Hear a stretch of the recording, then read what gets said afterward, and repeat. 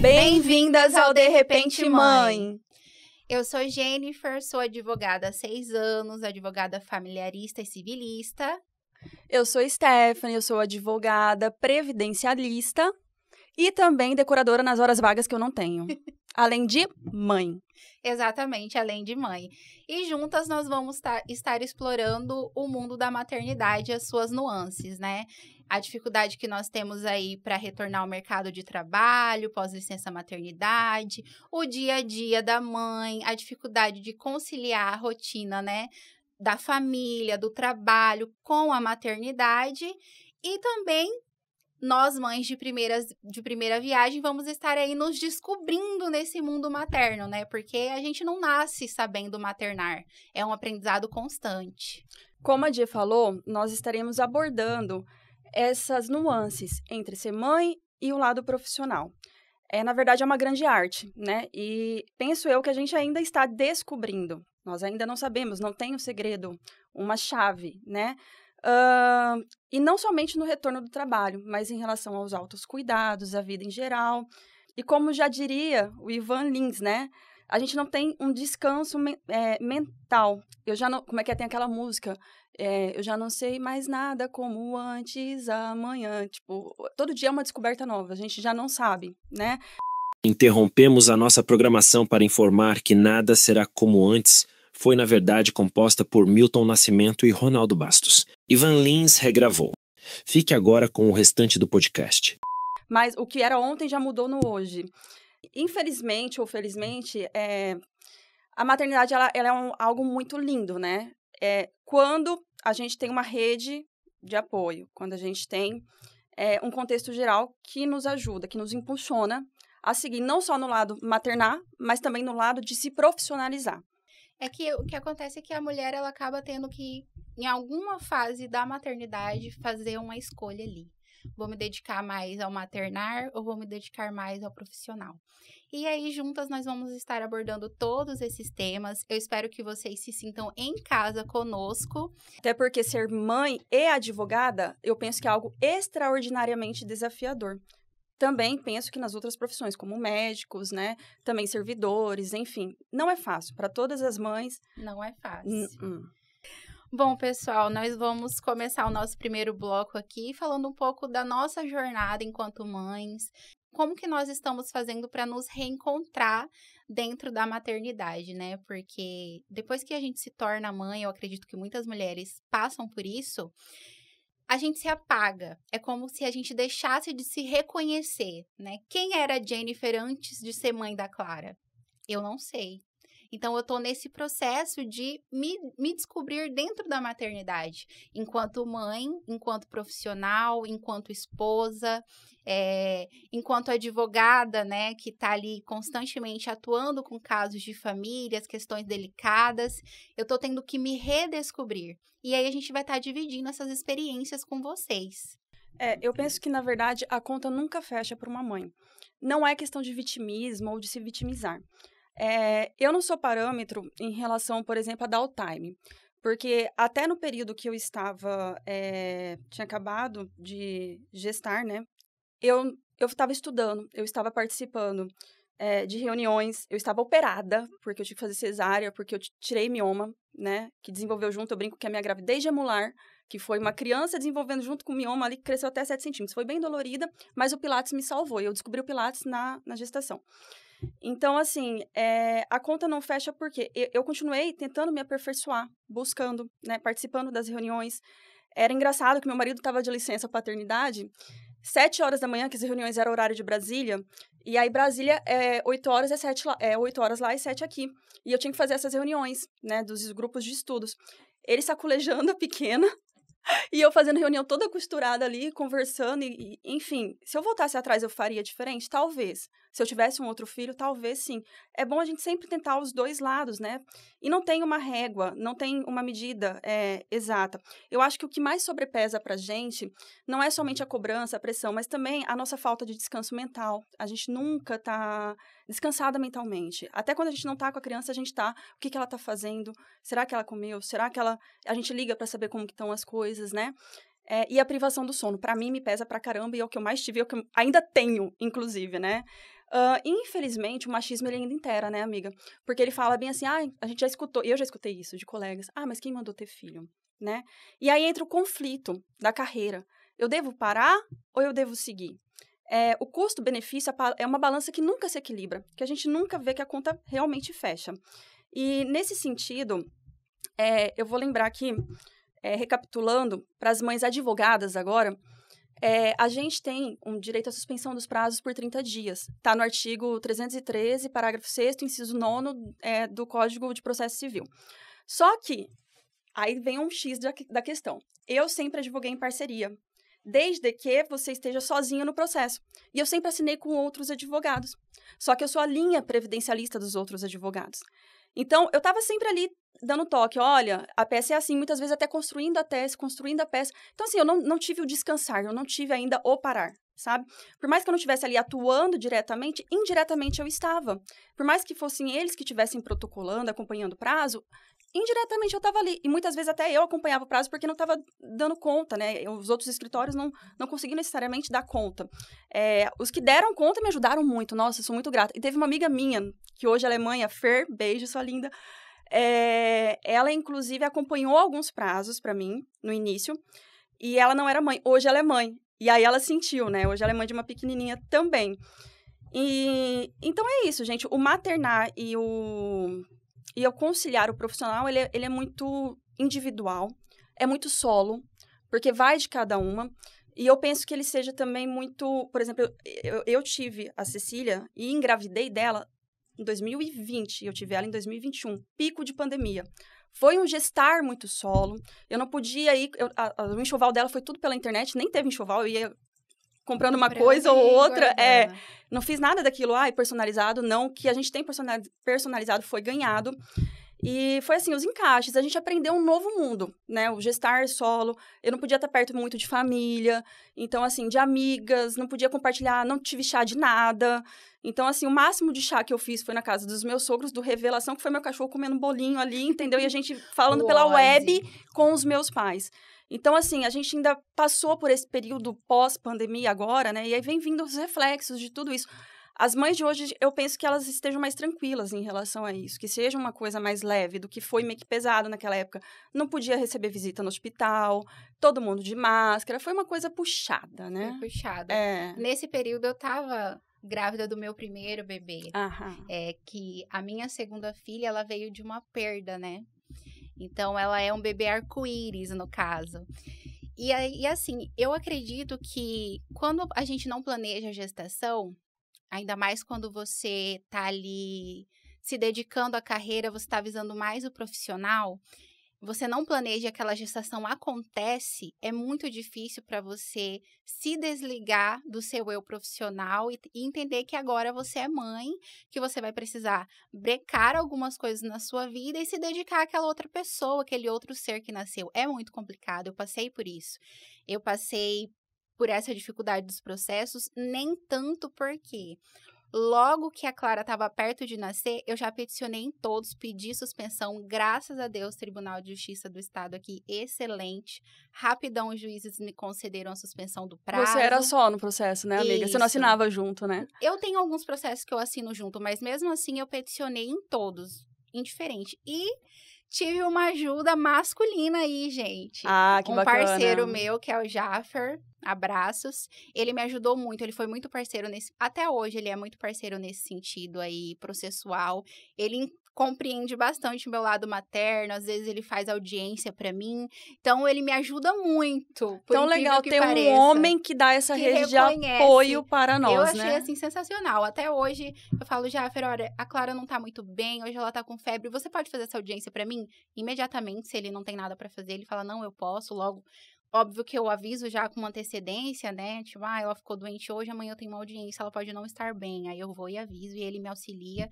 E eu acho isso muito interessante, porque a gente vê poucos homens fazendo esse papel. Exatamente. E o que eu achei engraçado e curioso também, também as mulheres têm uma questão de competitividade, infelizmente, ainda, né? E no nosso meio é muito competitivo. Infelizmente. A gente deveria ser mais aliado. Mas, enfim... E eu tive uma das minhas parceiras que acompanhou, ela entende muito bem do cível, da questão processual cível, ela me ajudou muito, que foi a Grazi também, no sentido dos andamentos processuais. Como é que eu faço aqui, né? E aí, em relação à matéria do direito do trabalho, eu só mandava e ela já ia lá, já ajustava a peça e pronto. Com ela, era parceira, assim, que eu não precisava me preocupar. Então, a minha preocupação era maior com os outros que já não atuavam tanto nessa seara, né? Porque o civilista, ele tem um pouco também do previdencialista, porque acaba vendo algumas coisas. Não é igual, mas tem a noção de processo, né? E o processo prévio e o processo civil são bem semelhantes, né? E muitas coisas são até subsidiárias. Então, assim, eu contei com ela também nesse aspecto. Mas, assim, infelizmente, reuniões, quem que ia fazer? De grupos de estudos. Não tem quem fosse fazer por mim. Era eu representava aqui a região, né? No instituto, na comissão. Então, assim, não teve jeito, eu tinha que estar ali, né? Eu estava ali dando a cara a tapa. Mas hoje, eu refletindo, e aí eu consegui até transmitir isso para algumas meninas da comissão. Falando, gente, já vai se preparando agora que vocês estão gestantes, já pega um estagiário, porque eu fiquei 6 meses, eu moro no interior, né? Eu moro em Cáceres City. E aí, o que acontece? Lá, eu fiquei sem muita rede de apoio, eu era muito sozinha, era pandemia, então, enfim. E eu não tive babá por 6 meses, não tive pai e mãe perto. Então, assim, mas isso é algo que a gente vai abordar um pouquinho no próximo tópico sobre a rede de apoio, né? O tanto que é importante.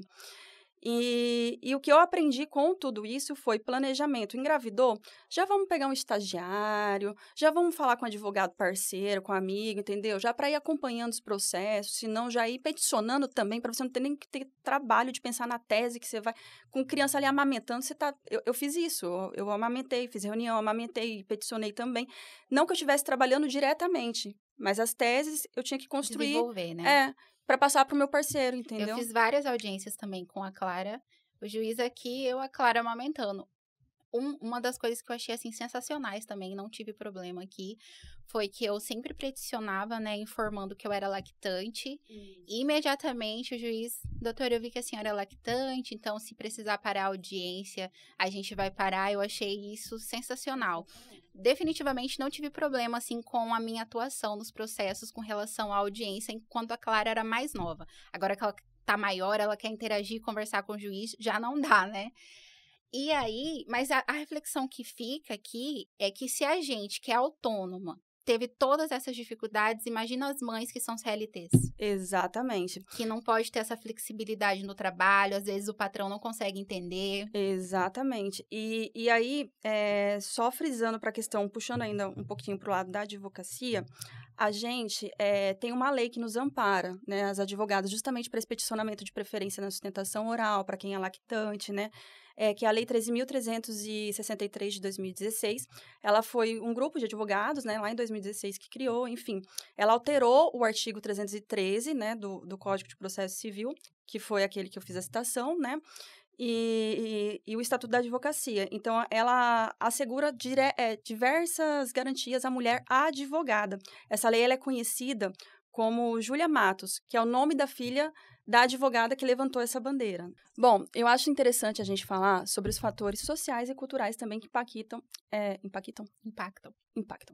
na vida da mulher, né, da mãe que trabalha, não só a mãe advogada, que esse bloco não é voltado somente para a mãe advogada, mas para as mães em gerais que querem se profissionalizar, ter uma carreira profissional. Enfim, o que a gente tem que ter em mente é que por conta do patriarcado, desde muito cedo, a gente é acostumado a cuidar do próximo. Veja pelas nossas mães, nossas avós. Elas dedicavam sua vida aos filhos, se dedicavam suas vidas à casa, ao marido, né? E sempre cuidando do próximo, sem esquecendo de se cuidar, de cuidar dela, do que ela quer, do que ela deseja, qual que é o sonho dela, né? Essas questões, elas se tornam conflitantes, como a Gia tinha falado anteriormente, quando tem um trabalho fixo, em que a gente tem que cumprir cargas horárias. Se sendo autônomo, como a Gia falou, já é difícil, cumprindo carga horária, então, meu Deus. Teoricamente, autônomo a gente teria liberdade, né? Teoricamente, mas tem que lembrar que, por exemplo, tem a questão do marido e da casa. Se o filho estuda 5 horas, nesse período de 5 horas, da 1 às 5, você tem que estudar, trabalhar, fazer academia, se manter plena, ir no salão. E, que mais? Lavar roupa.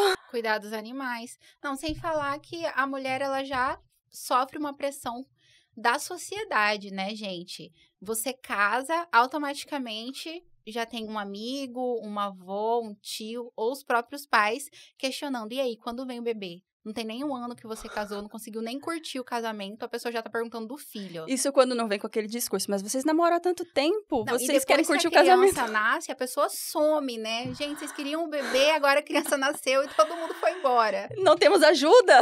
Socorro! Cadê a rede de apoio que tava pedindo a criança? E esse é um preconceito social, que ele não vem só dado ao machismo ou à questão patriarcal. Não. Novamente, eu não estou colocando a mulher aqui como uma vítima, né? Mas o sistema não favorece uma mãe, assim como não favorece uma mulher, né? A gente ainda tem muito chão para percorrer.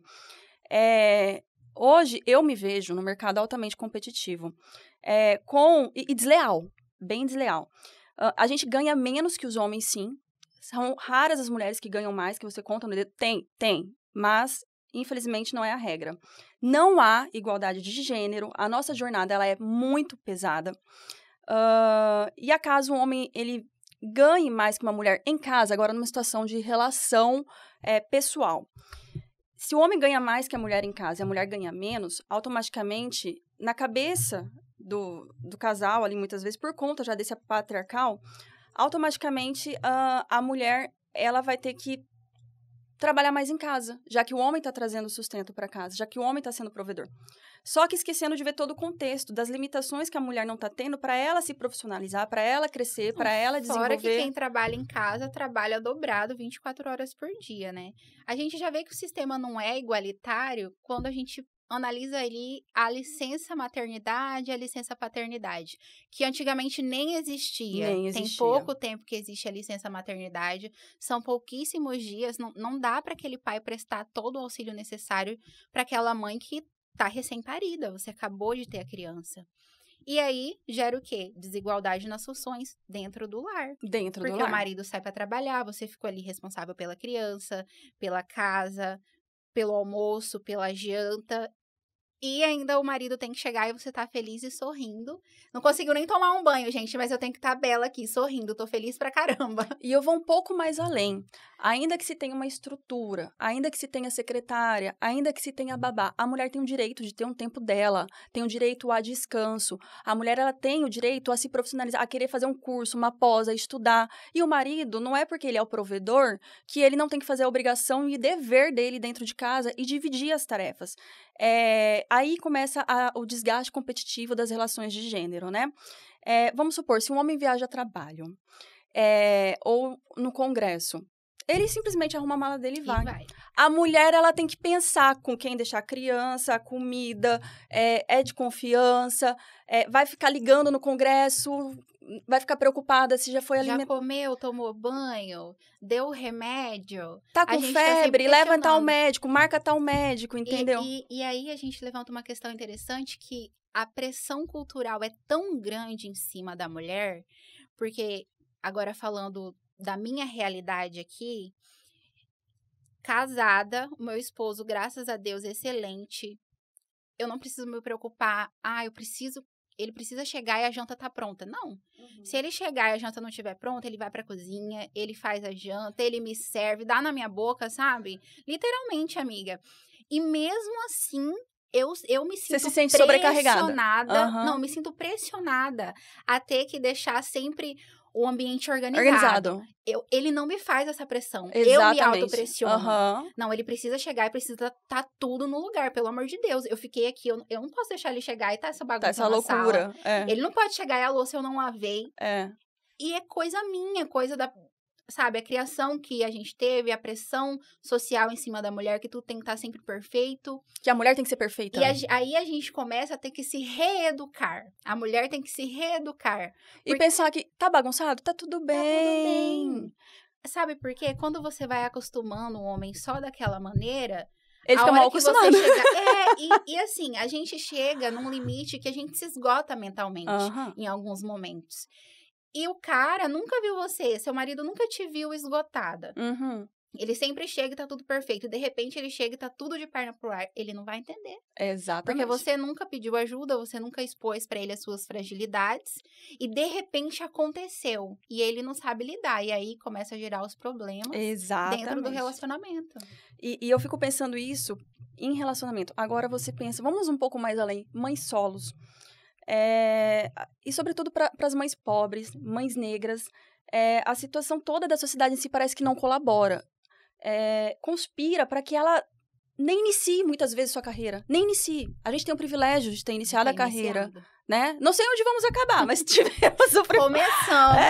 Começamos, entendeu?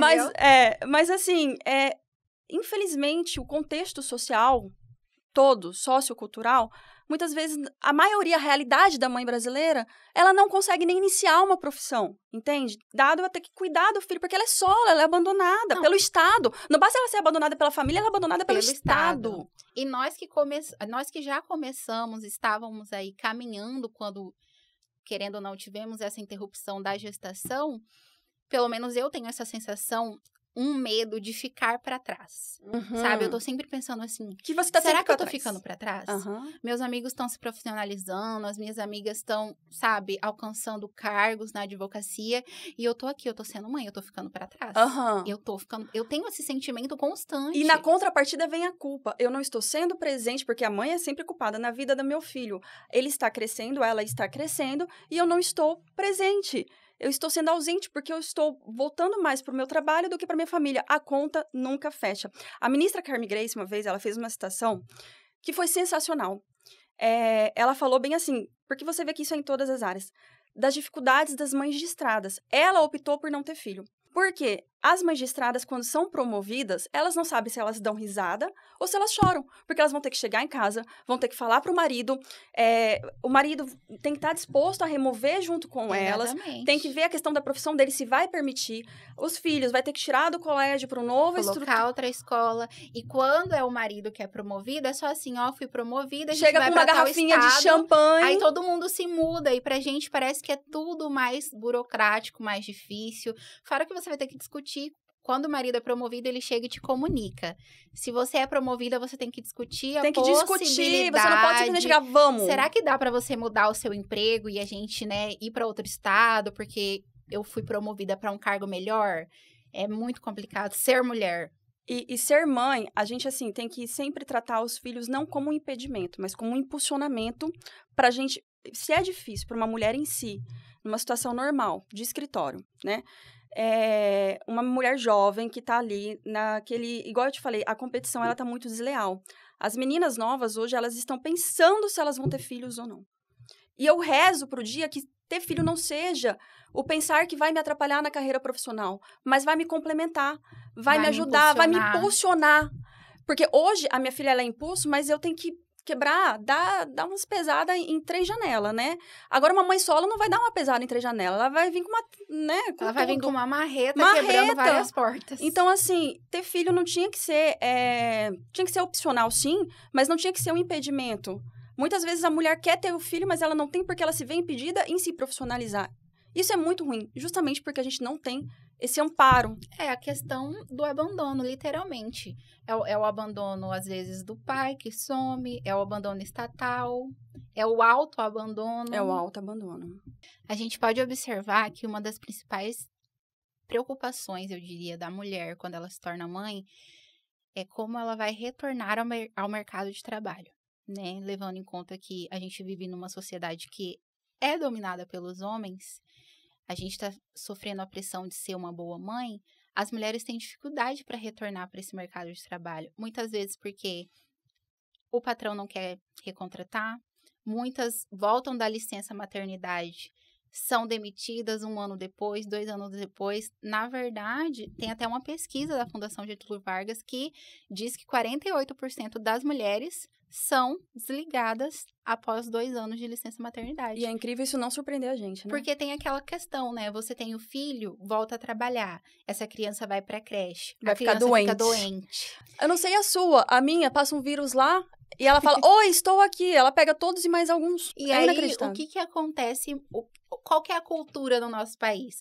A mãe tem que deixar o emprego para ir socorrer esse filho. Nunca é o pai que chega no chefe e fala, olha, minha filha tá doente, eu vou precisar que sair mais cedo. Não, é sempre a mãe. Até porque, em vias de regra, não sendo a regra, porque toda regra tem sua exceção, mas o pai é o provedor e ganha mais que a mãe. E a mãe tem que se desdobrar, e isso, querendo ou não, gera uma credibilidade ali dentro do local do trabalho. Deveria? Não deveria, porque É uma cultura, inclusive, que precisa crescer no nosso país de valorização da mulher enquanto mãe.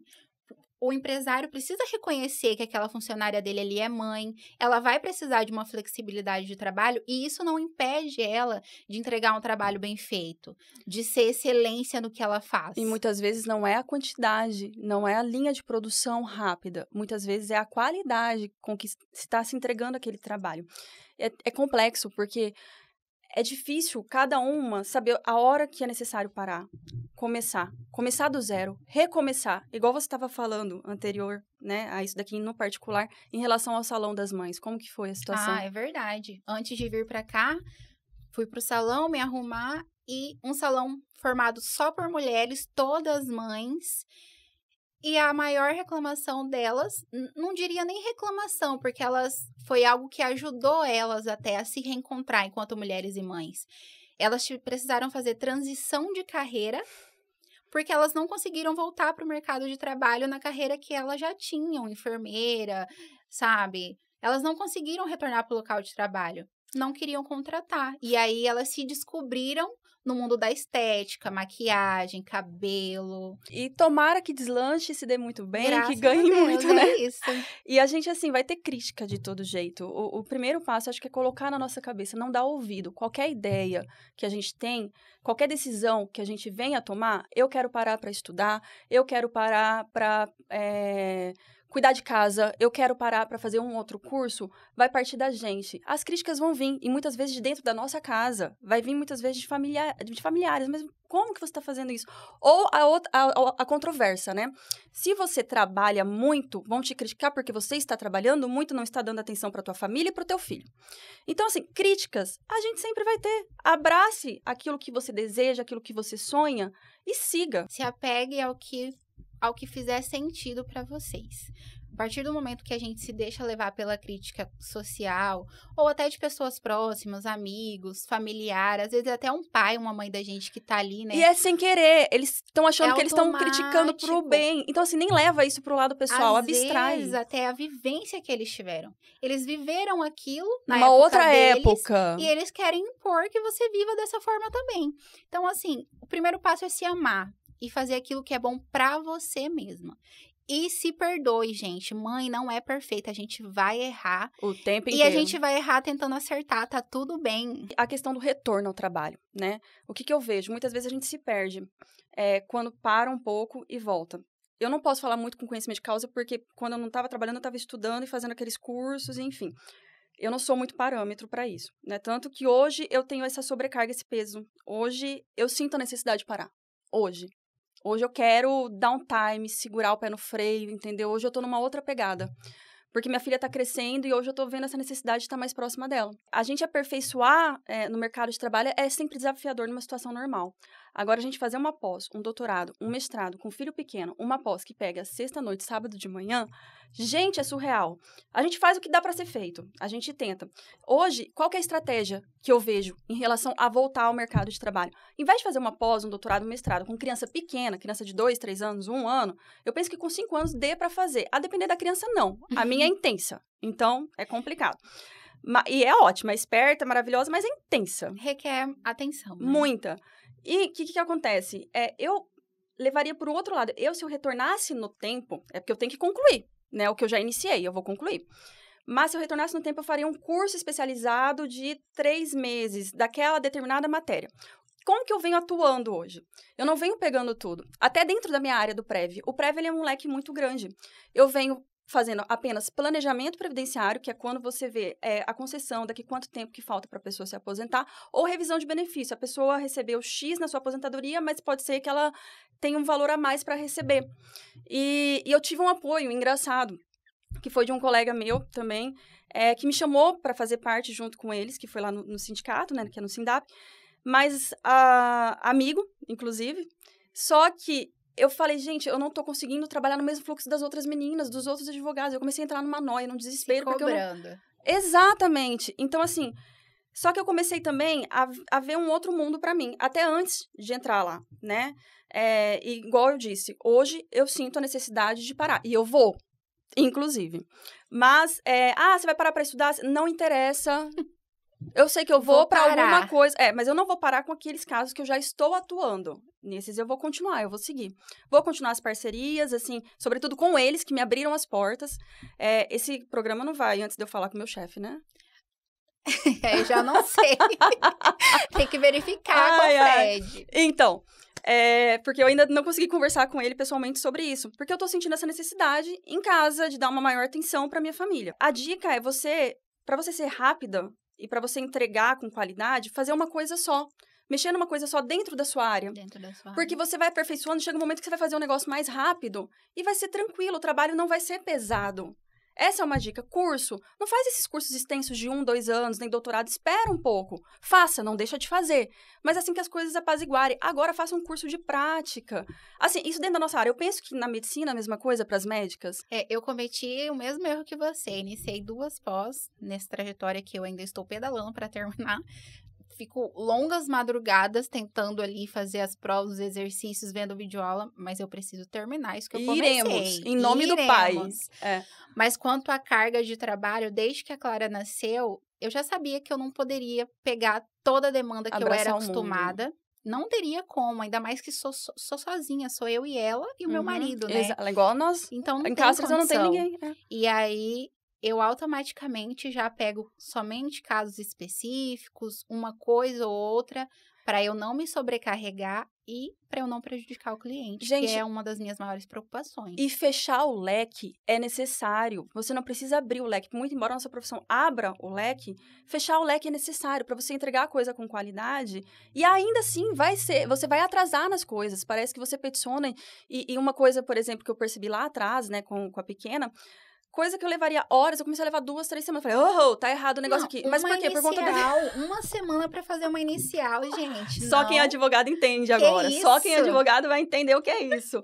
Então, assim, a gente começa a perceber algumas coisas na vivência mesmo. Então, assim, se eu puder dar um conselho para você, mãe, sobretudo advogada, ou até de outras áreas, especializa numa coisa só, mas não pega o amplo daquilo.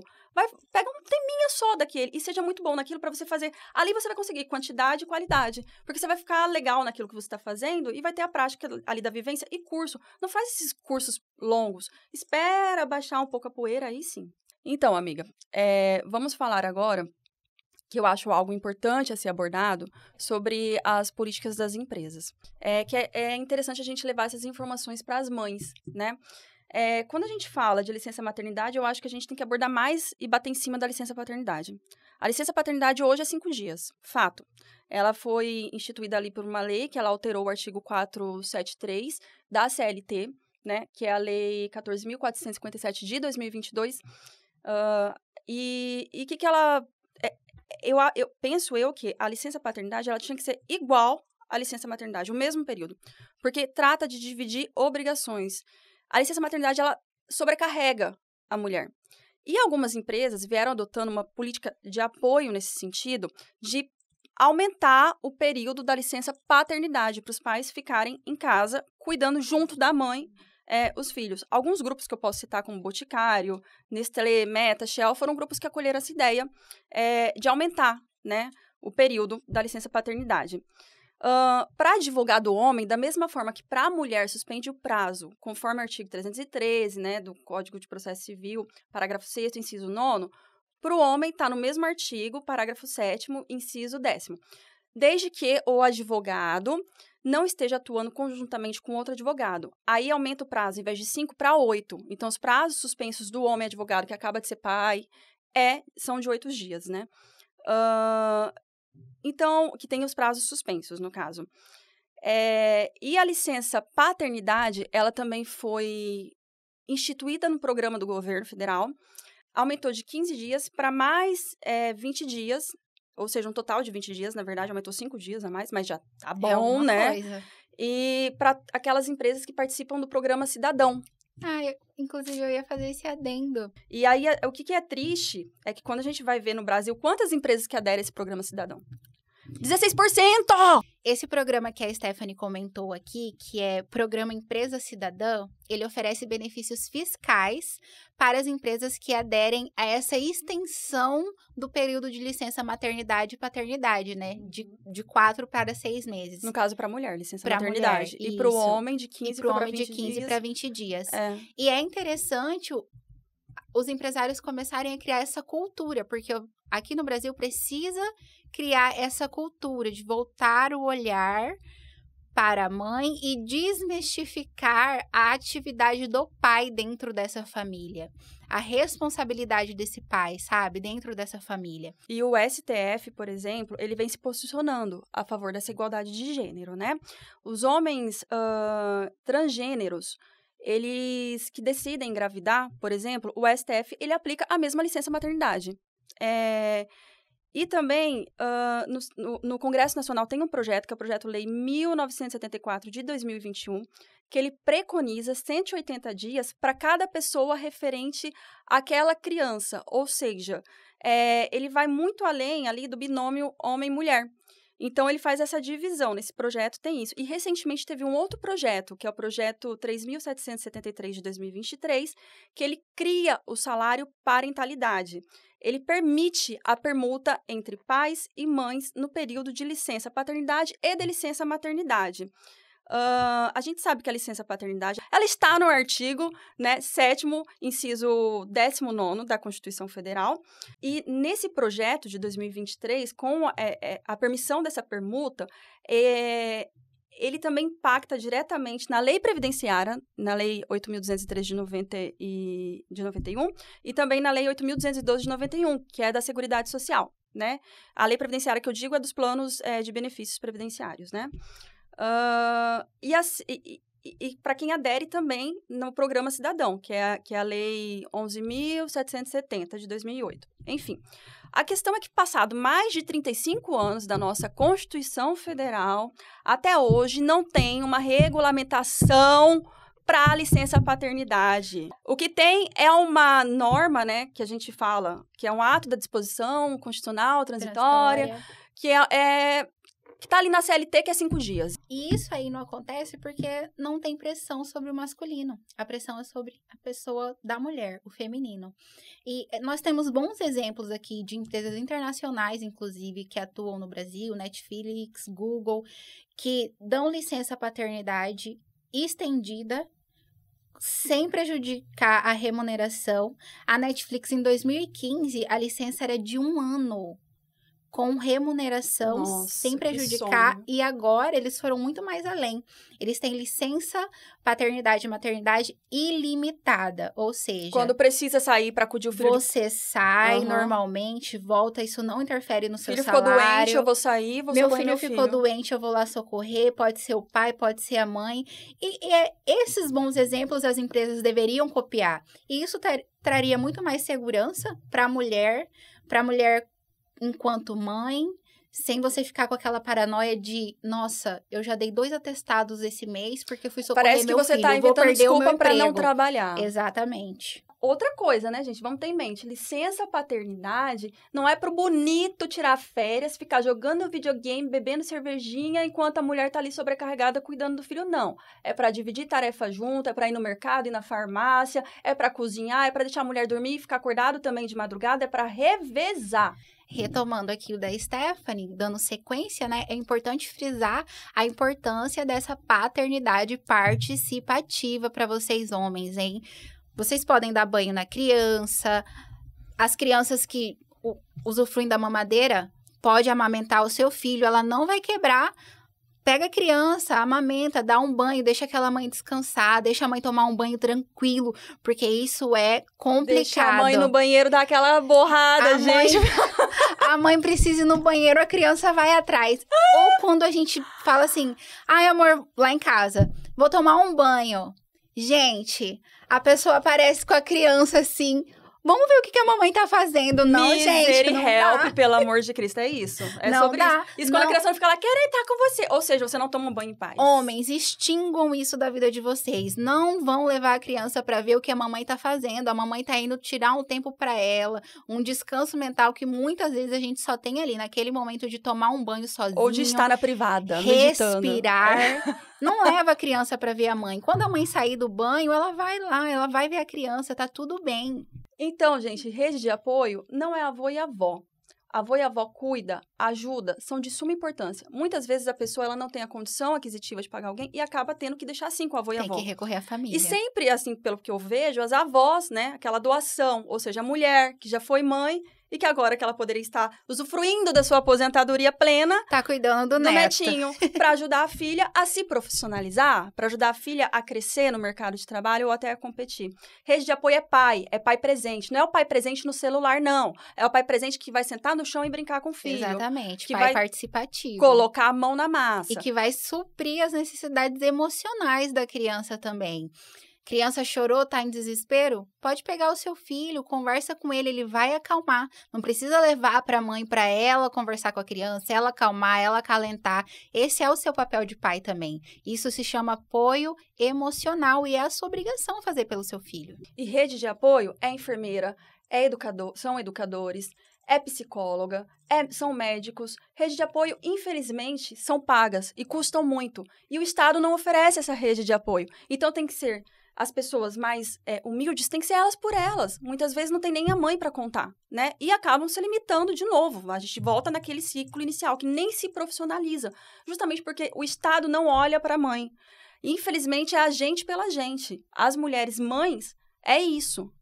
Então, rede de apoio, se você é um pai, faça seu papel, né? De presença na vida dessa mulher e dessa criança.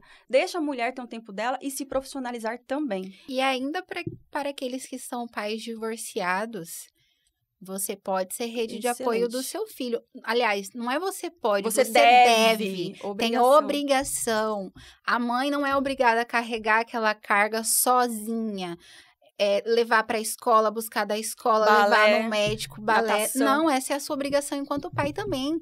É de falar, olha, fulano, o que você está precisando? Se você quer que eu leve na escola para você hoje, apoio, gente. O pai tem que ser rede de apoio para o filho, independente de estar junto com a mãe ou não. Gente, nós já estamos caminhando aqui, né, para o fim desse nosso episódio. Do De Repente Mãe. Do De Repente Mãe. E nós separamos algumas dicas aqui para vocês, não só para as mães, mas para os empresários aí que assistirem, né? Que são técnicas para vocês conseguirem uma flexibilidade maior no trabalho, usufruir da tecnologia ao seu favor. Muitas empresas aderem aí ao home office, né? Sensacional. Ou a flexibilidade de trabalhar meio período. São auxílios que você pode aí comunicar com o seu empregador, e aí é importante o quê? O diálogo, né? Explicar para ele as suas necessidades e que esse empregador também tenha os olhos voltados para essa situação e que ele entenda o seu lado como mãe e possa flexibilizar para você aí a ida ao local de trabalho. Hoje em dia tem muitas empresas que você vai 3 vezes na semana no ambiente, 2 semanas você atende via home office. E aí, o que é interessante? Você tá ainda que você esteja em home office, esteja sempre presente ali para o seu chefe, não deixe de dar os feedbacks, sabe? Pergunte para ele como que tá sendo a sua atuação. Se tá tudo bem. Isso, e trabalhe em cima dos feedbacks que ele te dá, em cima do retorno que ele tá te dando. Olha, precisa melhorar isso. Esteja constantemente ali para que ele lembre de você e perceba que, independente de você não estar 24 horas ali presente na empresa... Você está conectado. Você está conectado. E uma questão que eu vejo muito é tranquilo quando você tem patrões flexíveis. O teu trabalho melhora. Melhora. Porque você tem um impulsionamento, um estímulo para estar trabalhando. E não só uma cobrança. A cobrança já vem nossa. E a cobrança vem do cargo. E ainda digo que muitas vezes, por experiência própria mesmo, muitas vezes em home office, a gente tende a se cobrar muito mais do que quando está presente na empresa. Justamente porque não tem ninguém te vendo. Então, você fica com aquele medo de, será que eu realmente estou suprindo as necessidades? Aí você acha que você tem que dar 110% no home office porque ninguém tá te vendo. E você acaba trabalhando melhor, consequentemente. E a outra questão é, seus filhos vão ter eventos na escola, vai ter apresentação do Dia das Mães, vai ter apresentação no balé. Tem que conversar abertamente. Eu sou mãe, eu preciso fazer essa presença, é a primeira infância e é importante. Eu vou, tudo bem? Tem algum problema? Posso compensar essa carga horária depois, de outra forma, quando presencialmente, né? Eu tô num dilema muito grande em relação a essa questão presencial. A minha sorte é que eu tenho essa flexibilidade com os meus patrões. E também com os meus parceiros de escritório. Eles simplesmente me entregam o caso, se vire, né? Quando são os parceiros. Só que aí todos agora meio que unificaram nesse emprego, né? Eu tô vendo os dois lados. Que é o autônomo e o trabalhar para os outros e estar presencial. Eu confesso que o estar presencial e trabalhar para os outros, eu estou sentindo mais barreira do que quando eu estava autônoma e tinha uma flexibilidade maior de horário. Porque eu me cobro, não é eles. Eu me cobro. Olha, eu estou deixando de lá porque eu tenho que resolver esse problema. Mas eu também estou entregando o trabalho. Porque você tá ali, você tá sendo... Você tem que suprir aquela expectativa que o outro tá colocando em cima de você. E é muito frustrante quando você acha que você não tá entregando aquilo que você tem o potencial e que você poderia e deveria entregar. Mas, infelizmente, tem momentos na vida que a gente tem que refletir, conversar com os nossos patrões e falar, olha, sinto muito, não estou dando conta. Como que a gente pode fazer para melhorar? Podemos modificar? E é isso. E, muitas vezes, eles querem manter você ali, como eu já escutei isso, e querer modificar para melhorar, para aperfeiçoar. Daí a importância da comunicação. Exatamente. Às vezes perde porque não teve comunicação. Então, assim, ter a linha de produção e maternar, eu penso que é quase humanamente impossível. A gente se desdobra em 1000, mas se a gente tem uma rede de apoio no trabalho, as coisas se tornam melhor. Melhoram. Melhores, né?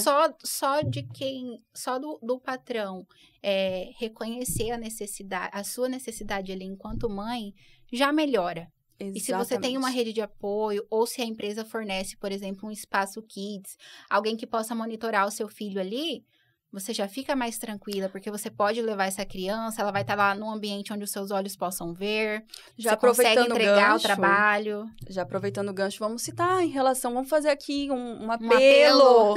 Fórum para nós, mulheres advogadas, que têm filhos que não tem com quem deixar. Por favor, façam um espaço kids pra gente poder, né, levar essa criança junto, deixar ela lá para poder despachar com o juiz, para poder cobrar um andamento processual, a expedição de algum ofício, porque por mais que a gente esteja no home office aí, as idas ao fórum continuam e uma vez ou outra. E não só para mães advogadas, de preferência fazer isso nessa linha da OAB para as mães advogadas, mas eu digo para as mães que necessitam ir ao fórum fazer as audiências na área de família, exemplo, ou qualquer outra área que seja. As mães que são as assistidas, né, que não tem com quem deixar os filhos, fazer um espaço para essas mulheres, porque as crianças ficam lá entediadas, que elas têm que participar de audiência, que elas têm que depor, que têm que ser testemunha. Não, com certeza. E lembrei de uma história aqui muito legal. Eu não me lembro se eu te contei. Mas precisei ir ao presídio. Uma vez. Não tinha com quem deixar a Clara. Por sorte, graças a Deus, né? Eu tenho uma amiga, Bárbara, que ela é, assim, excepcional. E ela falou assim, ai, amiga, eu te acompanho. Me arrumei, ela passou lá em casa. Levei a Clara. Nós entramos, né, até a parte permitida ali do presídio, eu fui atender o meu cliente. Só fazendo um adendo, G já foi criminalista, não que ela ainda não seja, mas ela... Gente, sou de alma ainda, às vezes até, né, vou lá, pego um caso ou outro pra relembrar. E aí, seguindo, levei a minha filha pro presídio, é certo, não é, mas eu não tinha com quem deixar, então precisei levar, e levei, tive esse apoio dessa minha amiga. Depois, né, que voltei do atendimento, que eu descobri que a Clara chorou incessantemente, me procurando, desesperada. E quem acolheu ela foi uma das carcereiras. Olha só. Acolheu, acalentou e fez dormir. Quando eu voltei, ela estava dormindo no colo dela. Eu tenho até foto desse momento. E no final, né? Ela falou pra mim uma coisa muito legal. Ela falou assim, todas nós somos mães. Eu achei, assim, excepcional. Nossa, sensacional. Sensacional. E é interessante quando você escuta também essas palavras de pessoas, de mulheres, até que não são mães, mas que muitas vezes eu vejo mais empatia do que de outras mulheres que são mães e te julgam. Eu escutei de uma amiga minha, ela é muito fervorosa, ela é muito religiosa. E ela falou que quando a mulher vai pro céu, né, todos abrem a passagem, a mulher que é mãe. abre a passagem para a mãe entrar com o filho. Porque o educar é um ato de amor e é um desafio, é uma missão. É uma missão que a mulher tem, que é o educar. Por mais rede de apoio que você possa ter, possa pagar, o educar cabe à mãe, também ao pai. Mas o educar com amor, com aquele... É da mãe. É da mãe. É da mãe. E eu achei isso tão lindo da parte dela. E ela não é mãe, entendeu? Então, assim, muitas vezes a gente vê um olhar de pessoas que sequer são mães, mais empático do que quem é. Porque a gente também recebe julgamento de outras mães. Nossa, mas ela faz isso. Nossa, mas ela não sei o que. Gente, cada mãe faz de um jeito. A minha régua não é a régua do próximo. Não meça o outro pela sua régua. Até porque, assim, além de toda a carga materna, tem todo o resto que muitas vezes aquela sua amiga nem demonstra pra você. Então, procure julgar menos, sabe? Liga de vez em quando, fala, amiga, tá tudo bem? Você quer ir tomar um sorvete? Às vezes faz falta isso. E muitas vezes o silêncio de uma mãe é um grito de socorro. É um grito de socorro. Porque a maternidade, novamente, sem pandemia... Com pandemia foi extremamente solo, mas sem pandemia, a maternidade, o maternar, né, a pós-gestação, ela é muito individual e trata de hormônios também, né? Então, assim, eu penso que não é 45 dias nada esse estado puerpério. Eu penso que eu estou vivenciando até hoje esse negócio. Até 2 anos aí, gente. Isso se não for mais, tá? Porque é muito complicado. É muito complicado tudo. Maternar, se reconhecer como mulher, se reconhecer como mãe de um indivíduo. E aí, você se reeducar, porque você não se reeduca só no seu relacionamento, você se reeduca até para educar a pessoa. E eu percebi isso enquanto eu estava com a minha filha. Que num dia de explosão, eu falei assim, gente... O que eu tô fazendo? Eu não posso educar dessa forma. Gritando que ela vai gritar igual. Eu preciso me reeducar para poder educar. Exato. E aí, assim, meu mundo... Desaba. Aí você se sente uma merda. Uma merda. Você fica assim, nossa, eu sou uma merda de mãe. É isso. E quando... E eles nos ensinam tanto. Minha filha, ela me ensinou muito sobre gratidão. Uma vez ela doentinha, assim, nossa, eu tô até com vontade de chorar, assim. Aí ela bem doentinha, aí eu virei pra ela e falei bem assim, você tá bem, filha? Ela, mamãe, ela bem doentinha, meu marido viajando. Aí ela, mamãe, obrigado por cuidar de mim. Tipo assim, ela nem sabia falar direito e ela já tava falando aquilo, agradecendo. Aí ontem ela pra minha mãe, né, vovó, obrigada por fazer sopinha. Aí o pai dela, tipo, faz o churrasquinho, né? Papai, obrigado pelo churrasquinho. Então, assim, uma gratidão que vem natural dela e que sinceramente, eu ensino ela a agradecer as pessoas, quando as pessoas servem, em restaurante e tudo mais. Mas é algo que, assim, gente, eu tô agradecendo meu marido por estar me alimentando. Eu tô agradecendo minha mãe por ter me cuidado, por estar aqui me ajudando. Exatamente. Coisas básicas. Eu tô agradecendo a Deus pela vida, por tudo que ele fez por mim. Às vezes a gente tá focando só no negativo e esquece de todo o lado positivo. O tanto que ele fez pela gente. A gente tem crianças preciosas, são pérolas preciosas, né? Toda criança, penso eu, que seja pérola preciosa. Então, assim, eles nos ensinam. A gente aprende muito mais com eles do que ensina. Às vezes a gente acha que a gente está ensinando, mas a gente está aprendendo com eles. Aprendendo a viver, a ser um ser humano melhor, a desenvolver paciência. E aí, para encerrar aqui e fechar, eu acho que uma questão que a gente não pode deixar de falar para as mães é o autocuidado emocional e físico que a gente precisa ter com nós mesmas. Porque é aquela pergunta, né? Quem cuida de quem cuida? Uhum. Muitas vezes a gente tá cuidando e ninguém cuida da gente. Ninguém tá olhando para nós. E a gente se abandona. A gente acaba se abandonando. Aquele exercício físico que você fazia, você já não faz mais. E tudo isso impacta no seu emocional. E aí você vem impactar na educação que você tá dando para a criança. Às vezes você tá sendo ríspido, grosseiro... Porque você não extravasou, você não foi fazer um exercício físico, porque você tá triste. Porque você não pediu ajuda, você não gritou. Exatamente. E eu até hoje não consegui, sinceramente, voltar às minhas atividades físicas. É justamente esse momento que eu vi, a partir do momento que eu estou me sobrecarregando, que tem o horário para parar. Então, assim, e estava impactando na qualidade de vida com a minha filha. Eu ficando sobrecarregada, estressada e meio que não dando a atenção que era necessária para ela, porque quando eu estava com ela, eu estava sem qualidade. Eu não vejo que você tem que estar 100% do dia com a criança, eu não tenho esse olhar. Eu acho que quando você tem que estar com qualidade. E eu já não estava mais ficando com ela com qualidade. Quando eu comecei a me reeducar nesse sentido de autocuidado, de falar, não, tá na hora de eu dar uma freada. Então, assim, precisar fazer uma atividade física para dar aquela extravasada, eu não consegui ainda me equilibrar. Eu não sou parâmetro. Nenhum. Faz 3 anos que eu estou tentando. Eu vou uma vez na semana e outra daqui a um mês. mês, entendeu? A cada 15 dias eu tô lá. Pelo menos você tá indo a cada 15 dias, meu amor. Então, assim, essas questões de autocuidado é muito importante. E também da gente perceber, porque você falar não, você frear também é um ato de coragem. É muito frustrante você falar, eu não estou dando conta, mas é necessário. É necessário. É muito necessário isso. É necessário. Eu tive esse olhar pra mim, você até sabe disso recentemente, de me olhar e falar assim, eu não tô bem comigo mesma. Isso tá influenciando na minha relação, tá influenciando na minha maternidade. Tinha dias, assim, que eu não estava aguentando mais, de eu me fechar no banheiro, assim, e falar, eu preciso sentar aqui e chorar. Não tá legal. Só que eu também não buscava melhorar. Ficava ali no impasse. Ficava naquele impasse. Tá, não tá legal, eu tô aqui chorando. Eu preciso tomar atitude, mas eu não tomo. Mas eu não tomo atitude pra melhorar. E aí eu resolvi olhar pra mim e falar, não, eu vou melhorar, eu vou voltar a me cuidar, a me reconhecer também como ser humano. Porque antes de ser mãe da Clara, eu já era Jennifer. Exatamente. Eu já era ser humano e eu preciso entender que eu preciso suprir as minhas necessidades. E aí a gente tá aqui justamente pra tentar impulsionar você, mulher, mãe, entendeu? Assim, reencontrar, a buscar ajuda, a gritar mesmo. Eu não estou dando conta, eu preciso de ajuda, eu vou mudar. Porque, assim, começar do zero, adquirir uma nova jornada, igual as meninas que você comentou, né? Que elas fizeram uma transicionar de carreira. Tá tudo bem, você está tentando. O importante é você tentar, é você seguir tentando. Medo. Não tenho medo de arriscar. E eu entendo que às vezes a gente não quer sobrecarregar o próximo. Eu faço isso com as minhas amigas. Eu tenho amiga que fala assim pra mim, amiga, se não tiver legal, fala pra mim. E mas eu não falo. Porque eu fico assim, eu não vou sobrecarregar a pessoa que já tem os problemas dela, a vida dela. Mas tem momentos que a gente precisa pedir socorro. Psicólogo, terapeuta, é uma grande rede de apoio para as mães. E eu acho que se não é essencial, o Estado tinha que fornecer isso. Deveria ser obrigatório, sobretudo após o Estado puerpério, fazer um projeto-lei nesse sentido. Eu rezo pro dia que as mulheres, mães, ocupem representatividade no poder. Em todos os poderes, nos 3 poderes. Sobretudo no STF, mulheres mães negras. Também, eu rezo para que esse dia chegue, para que a gente ocupe lugar no espaço. Mas sendo mãe, tendo a opção de ser mãe. E não que ser mãe vai prejudicar na carreira profissional. Exatamente. É isso, gente. E é isso, gente. Eu espero que vocês tenham gostado desse momento conosco. Sobreviventes do fim.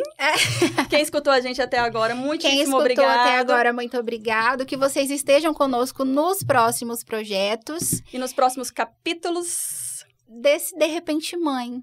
E de repente mãe mesmo, porque com nós duas foi desse jeito. De repente mãe.